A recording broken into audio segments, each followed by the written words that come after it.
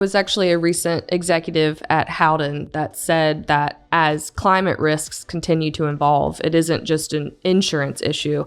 It's really an economic and social imperative.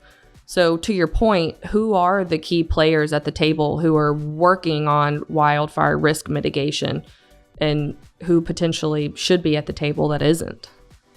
You have municipalities, you have wildfire camera companies, you have property owner-led fire safe councils, tech industry, government, homeowners, and some insurers, and a number of other stakeholders.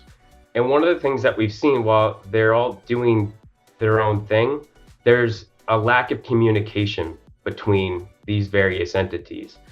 And with education, what I mentioned earlier in terms of being a gap, communication is another area where we've seen a significant gap as well.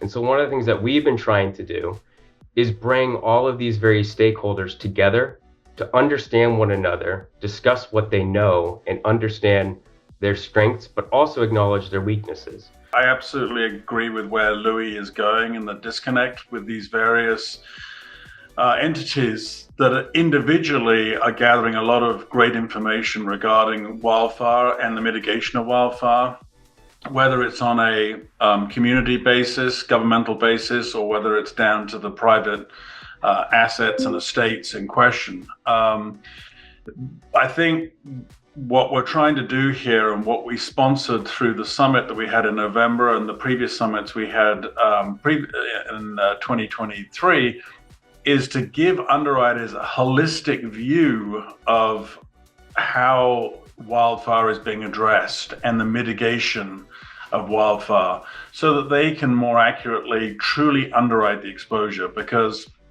we know the models out there are extremely fallible. In fact, they're completely incorrect. I mean, it's not even worth really talking about them, and it's hurting the insureds and the communities that are putting valuable time and effort into and tremendous expense at applying these mitigation efforts. So I think that's the key here.